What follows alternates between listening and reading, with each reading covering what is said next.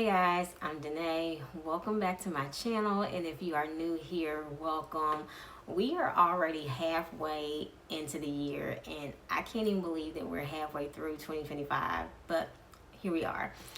I've read about 65 books so far this year, so I've surpassed my reading goal. I set it at 60. I knew I would pass it, but I set it low because I wanted to just be extremely realistic, and I don't like to stress myself out about an arbitrary goal that I've made myself, and you don't need to do that to yourself. So I set it low at 60. And so I've surpassed that. I've read 65 books. And this video is going to be we're going to talk about all of the 5-star books that I've read so far this year.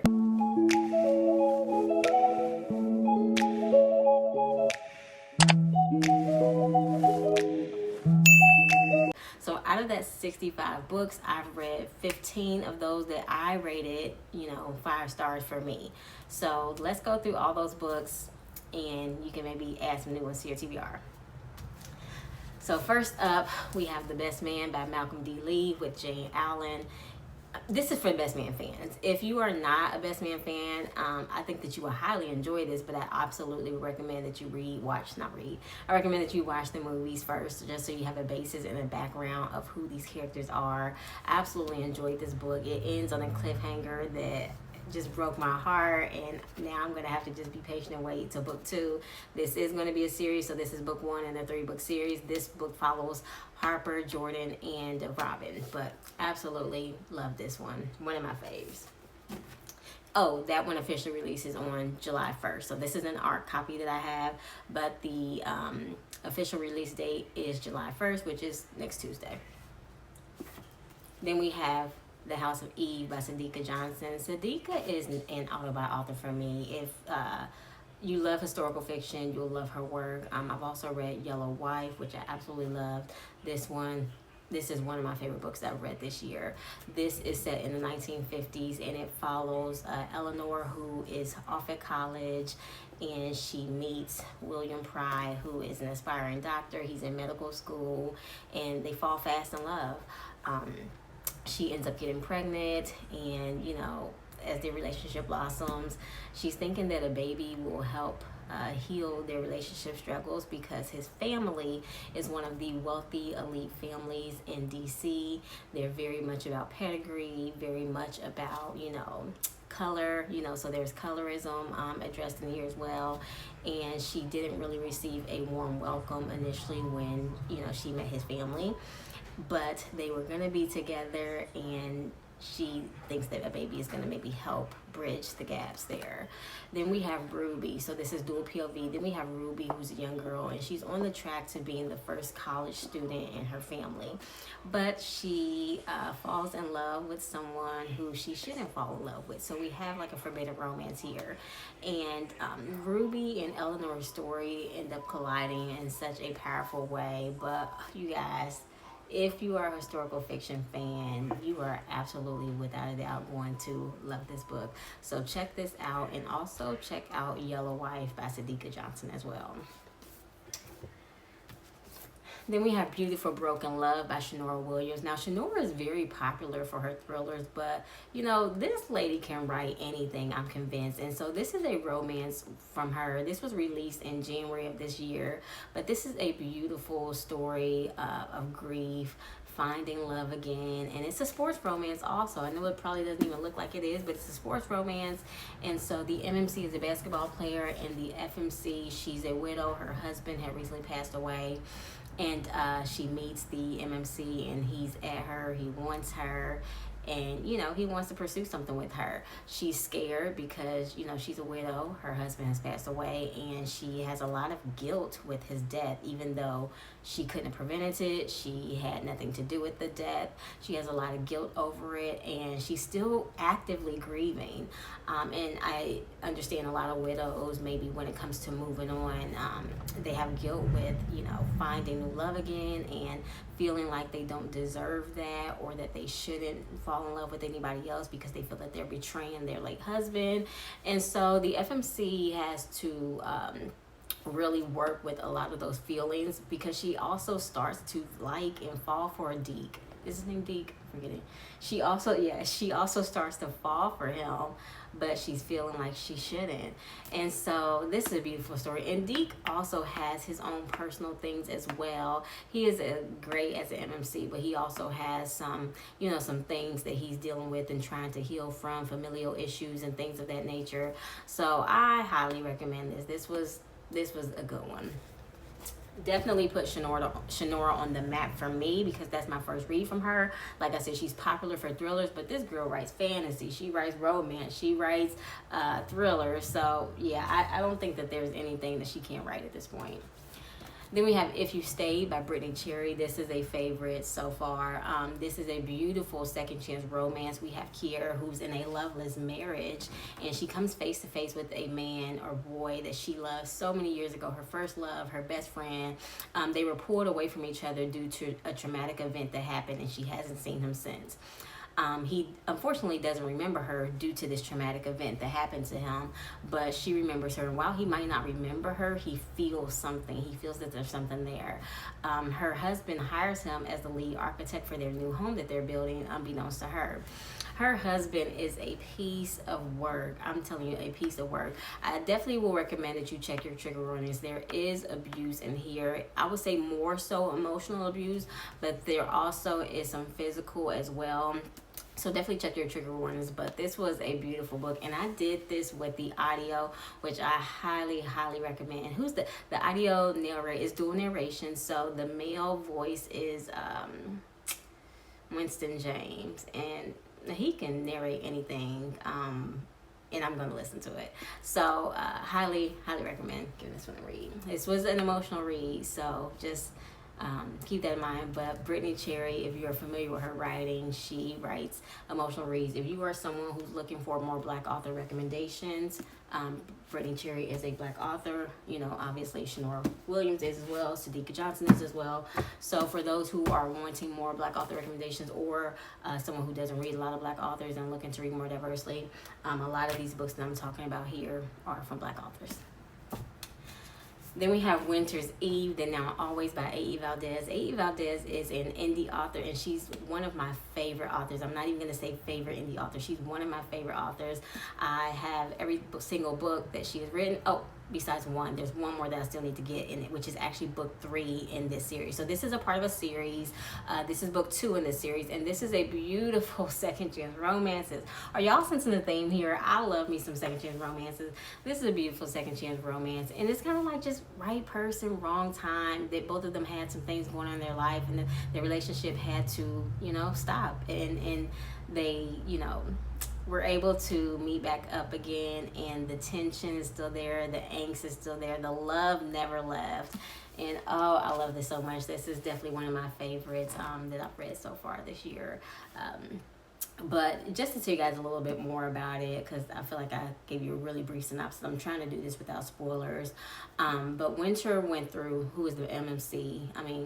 Winter went through a very traumatic time in his life, and he went into a downward spiral, just making poor choices, doing things, poor things. And it ruined his relationship with Eve, the MMC. And he up and walked out of her life, and no explanation. They were due to get married, no explanation, just up and walked out of her life. So she, no matter how many times she called, tried to talk to him, it didn't work. So she went through a lot of years just resenting him for what he did, and never really knowing why, never really having that closure. 10 years passes, and they cross paths again. All of their friends are pretty much dating. Her best friend is married to his brother, or getting married to his brother, so obviously they're back in each other's space again, and old feelings didn't die with them, and we get to see them reconnect and rekindle their relationship, and absolutely love this one. Okay, and then next up we have Heartless Hunter. This is a young adult fantasy. enemies to lovers. Honestly, I think this is like one of the best enemies to lovers that I've read. It's one of those where, you know, how some enemies to lovers, especially in romance, it's like they hate each other, but it's kind of usually silly reasons or just annoying reasons. Oh, he annoys me, I don't like him. They had to be enemies. They should have been enemies. There's a legit reason as to why they were enemies and why being enemies worked out better for them. But the heart wants what the heart wants, and feelings cannot be denied. I highly recommend this. This is a part of a duology. This is book one, and this is kind of like one of the first fantasies I've read. So this was like an intro to fantasy. And so if you are someone who's like newbie to fantasy, wanting to get into fantasy reads more, I highly recommend this one as a intro to fantasy for beginners. It was easy to understand. There wasn't a lot of complicated world building. There weren't a bunch of different characters, a bunch of complicated names. Very, very simple and easy to grasp onto for someone who's new to that genre. And so with that being said, this is book one of the duology, and here we have book two, Rebel Witch. I enjoyed this even more than book one. This duology is my favorite duology at this point. Or yeah, my favorite duology at this point. There's another duology that I'm thinking might end up kind of being in the same space as this one, but definitely a favorite, and I highly recommend this, especially for my fantasy newbies. So good. Best enemies to lovers. Then we have another baby of mine. This is Audrey and Bash Are Just Friends by Tia Williams. Tia Williams, if you've seen other videos of mine, she is a favorite author of mine. She's an autobiography author for me, and whatever this woman writes, I will absolutely buy. No questions asked, no synopsis read.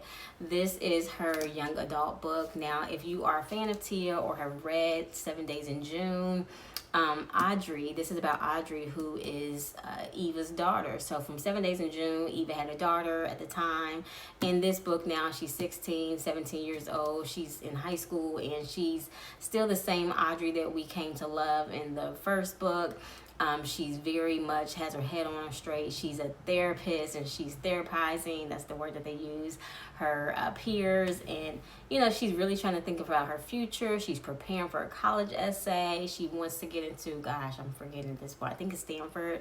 And so she's just preparing for that life. And she meets a boy, and she wants him to help her with her college essay. And part of helping her is helping her how to have fun, how to date, how to, you know, do things that normal teenagers were doing. So he's kind of helping her get out her shell. His name is Bash. He's our MMC here. And in doing so, you know, young love, sparks fly, and yeah, we have some LGBTQ representation in here. We have heavy mental health representation in here, and I absolutely love the exploration of the mother-daughter relationship, and you know, all the ebbs and flows that the mother-daughter relationship can go through, especially as your kid starts turning into a teenager and they're having teenage thoughts and feelings and anxieties, and they start questioning you as their parent, and you know, questioning the world around them, which is what they should be doing, right?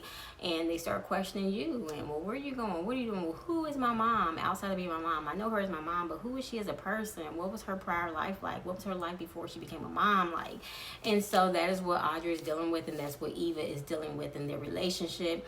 Kind of strains a little bit. And also Eva is a new mom again. So Audrey has a 1-year-old little sister, and if you are someone who has a large age gap between your children, I know I do. I have a 14 going on 15-year-old, and then we have the 6 and 4-year-old. So there's that large age gap, and so there's feelings there too, like, okay, well, is our relationship going to change? And things, because things do change, okay? Your time is divided, and the baby requires more of you. And so if this situation relates to you, I highly recommend you reading this book. But overall, this was just an absolutely adorable, adorable read. I love this one so much, especially being a Eva and Shane fan. And it was good to be able to, even though they're in the background here, it was good to be able to like check in with them and see like how they were doing. And then we have book one, Legendborn of the Legendborn Cycle. And all I kept thinking when reading this book, I read this in March of this year, and I kept thinking, why did I not read this book sooner? Y'all, this book has been out for so long, but I kept bypassing it because I kept telling myself, I don't read fantasy, I don't like fantasy. And when I finally decided to pick this book up, it was so good. This was This was just everything. And like I said, I love the magic system. I love Bree as a character, young girl trying to figure things out, trying to figure out why she has these powers and what all powers she has and what all she's capable of. This is all new to her, and at the same time trying to break into this secret society to try and figure out and get answers. We have the MMC, Nick, and then we have Selwyn. You know, when you're reading this, you can tell it's going to be some kind of budding love triangle. These are young adults. This is a YA novel, so you know there's not a lot of that in it. It's not necessarily romance focused, but this has a special place in my heart. I absolutely love this book. Then we have Blood Marked. Yes, Blood Marked. This is book 2 in the Legendborn cycle. If you have not read it, I highly encourage you to begin this cycle. Definitely start with Legendborn, of course, and then Blood Marked, and then Oathbound is the 3rd book in the cycle. But I would say this one is my favorite book of the entire cycle, and I absolutely love Legendborn. That was also when I was more new to fantasy, and also one of my earlier fantasy reads. Definitely something you got to pay attention to. I do highly recommend doing the audio with it because the audio helped, and I think that if I didn't have the audio, maybe I'd been a little bit more confused, but having the audio helped, and I just think it helped increase the reading experience for me. But out of the entire cycle, Blood Marked was my absolute favorite. There is a book 4 coming at some point for those of you interested, but highly recommend this. We have you know, black fantasy. We have you know, the magic system that they use is called root magic, and it relies heavily on the ancestors. So while it was a fantasy, it felt historical as well, and I also love historical fiction, so this was just right up my alley. And I loved how, like, when it came down to it, them ancestors were stepping up for her and really coming through. And you know, I'm not gonna get too deep with it, but yeah, definitely get this read.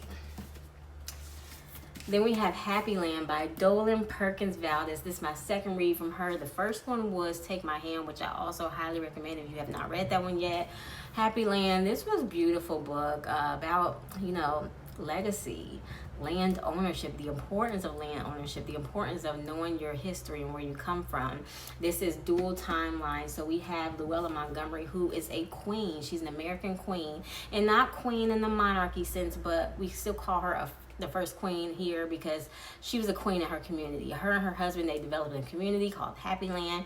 She ruled as the queen there, and he ruled as the king. And so, not, like I said, not a royal monarchical sense, but they did rule here as queen and king and queen in their land that they created. They bought up a bunch of acres and created an entire community for themselves. And I enjoyed this. Now, there is another POV, which is from her great-great-granddaughter as she comes to help out her grandmother, who she's been estranged from due to familial issues between her mother and her grandmother. So she doesn't really know her grandmother very well, but her grandmother calls her to seek out her help. Ultimately, I don't want to say too much, but there's something going on with the land that her grandmother currently lives on, and she calls her great-granddaughter, who is a realtor, to help her out. And I enjoyed definitely reading Luella's perspective way back in the 1800s or whatnot. So, and just reading how they developed their community and everything. Highly recommend this one. I read this actually on Kindle. Oh, and I did the audiobook with it, which I highly recommend the audiobook. Great audiobook. And so I read this on Kindle and audio, and then I ended up going out and getting my shelf trophy. It is a signed copy, so I'm super excited about this. Highly recommend this, especially if you're a historical fiction fan. Then we have The Art of Exile. Y'all, this isn't talked about that often, and I did a review on it, and honestly, I think I didn't really post it. I did a video review. I posted on my Instagram, but I did a video review that I never really posted anywhere. But y'all, this was so good, and it's a new debut author, I believe, and so this came out, I want to say, in was it May or June? I'm blanking on when it actually came out, but it's recent release. This was so good. This is a YA light academia fantasy, and the FMC, she goes to this special school. Now this school is an innovative school full of innovators, and the kids at this school, they have special abilities and powers, and she also has these same abilities and powers, but she's not really sure how to use hers because where she come from, to her home, her powers and who she wasn't celebrated, and it was, you know, she was made to feel like something was wrong with her and that she had to hide herself. But at this school she could really be herself. Her family wants her to go to this school to really get intel, but as she's doing that, she starts to fall in love with the school and the people there. So we have some found family, but we also have like mystery here because there's some kidnappings going on. They're trying to figure out who's doing it. At the same time, there's a little bit of a romance subplot. So we have like forbidden romance, and we also have like an enemies to lovers as well at the same time. This book has a little bit of everything for everybody, and if you're a fan of the Renaissance era, you'll absolutely love this as well because there's a lot of references to the arts, sciences, the Renaissance era, Michelangelo, Leonardo, all of those players, as well as like some Greek mythology as well.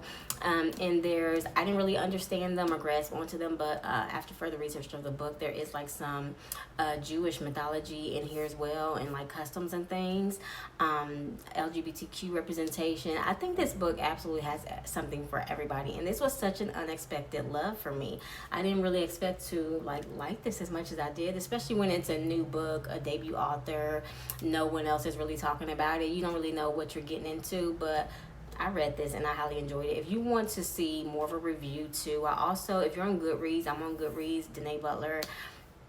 Look it up on my Goodreads. It's goodreads.com/DNB87.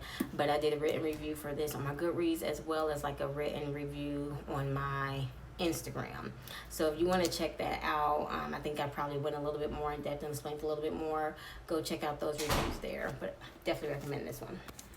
And then we have Say You Remember Me by Abby Jimenez. Now, admittedly, this book got a lot of mixed reviews, which was very surprising to me because she's such a well-loved author.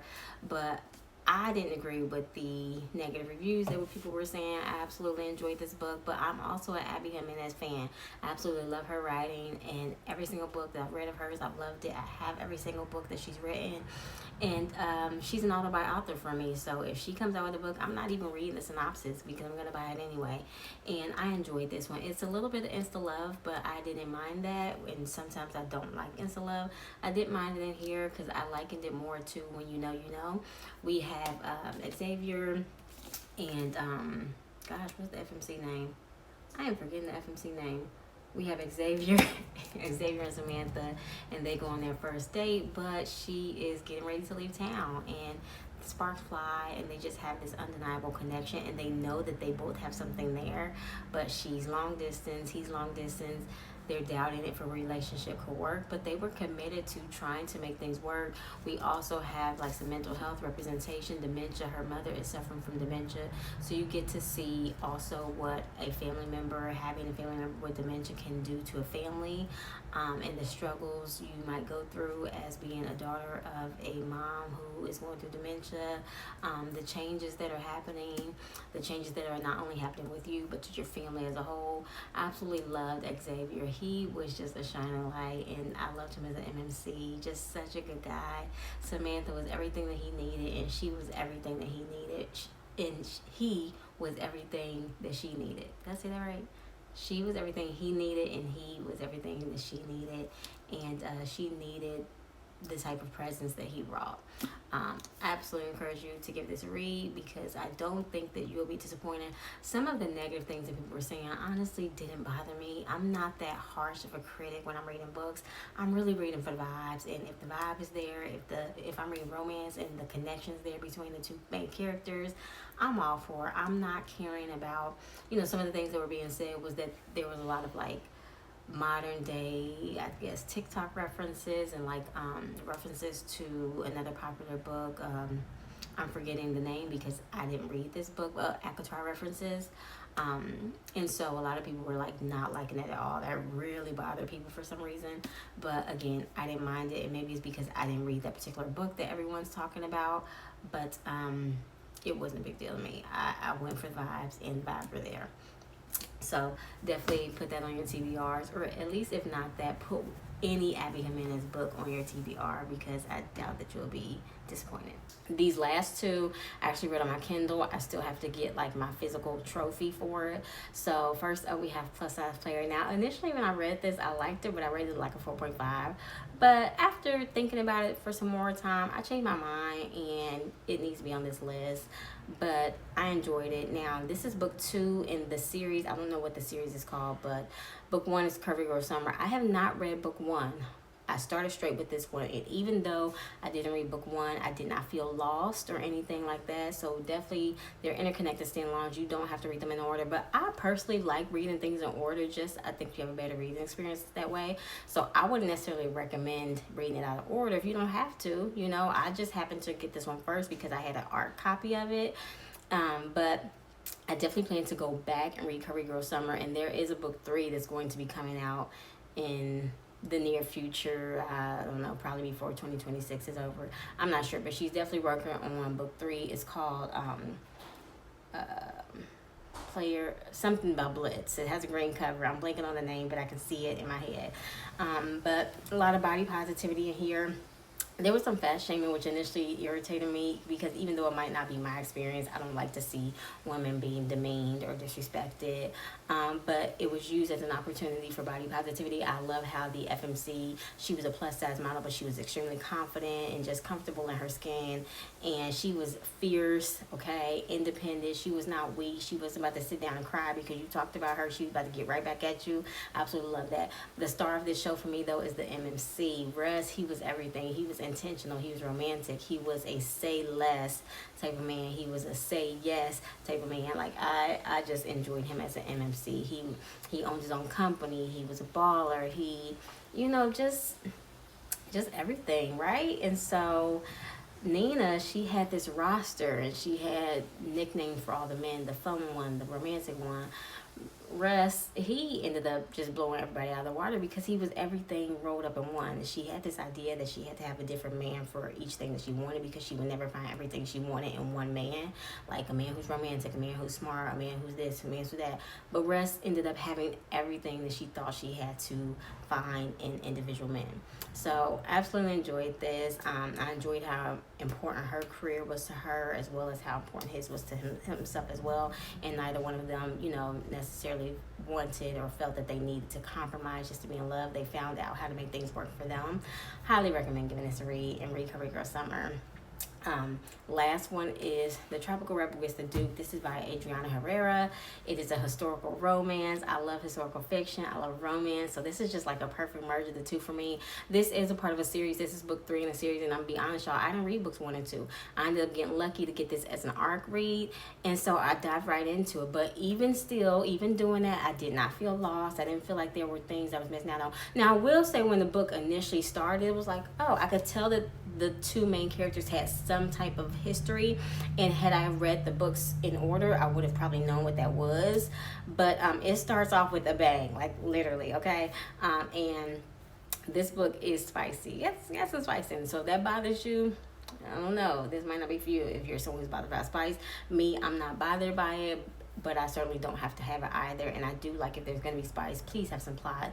This had plot. We have the FMC, and she is a Afro-Latina. She's a doctor, and she's not like most of the girls in her time. This is in the 1800s, and she don't care to have a husband. She's not looking for a man to complete her. She's not looking to settle down and have a family. She enjoys her work and enjoys what she does, and she knows that having a man will get in the way with that. But that's not like, she's not seeking out love, and she's not seeking out to have that, which is what most of the women during her time were absolutely doing and what they were, you know, trained to do and want.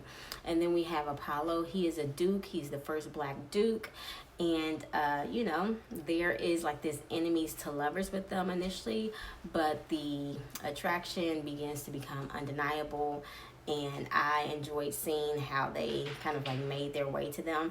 But Aurora, she kept her fierce independence despite this man wanting and pursuing her. She kept her independence. She kept her career. And we get to see them like merge and how they fall in love, but it's definitely a he falls first type of situation first.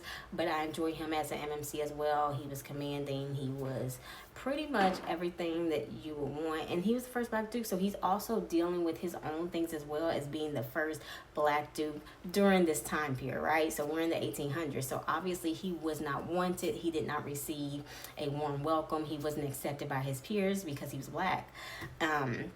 But I love that he didn't like try to conform or try to kiss up to them to get them to like him or want him. He definitely made his aristocracy what he wanted it to be, and not, you know, what they wanted him to be, just so that he could feel welcomed or feel liked by them. Highly encourage you to read Aurora and Apollo's story. At some point, I probably will go back and read books 1 and 2, and I want to get the entire series so that I can have my physical copies. Oh, another note on Plus Size Player that I forgot. That is also a pretty spicy read, so if you are someone who is bothered by that or don't like that at all, probably not the book for you. Again, like I said, as long as there's plot along with it, I'm cool. I don't have to have it, but if it's there, I'm cool if there's a plot. And there was plot in both of these. So spice, but plot. So that's pretty much the end of all the 5-star books that I've read so far this year. We're halfway through the year. And so, you know, I've been doing great, I think, at picking books that I just know I'm going to like. At this point, I know, like, what I gravitate towards. I know, you know, things that are going to probably resonate with me. So I don't get too many books that end up being a DNF for me, or books that I have to rate under a 3 stars, because I kind of know what I like at this point, and the more you read, you'll kind of get that feel as well. You're gonna get some not so good ones for you, but for the most part, I've enjoyed most of the books that I've read so far this year. These ones were obviously the standouts. So comment below, let me know if you read any of these on your list, if they were top reads for you, or if any of these you plan to put on your TBR. Of course, if you like this content, please like, comment, subscribe, and I will see you guys back in the next video. Bye.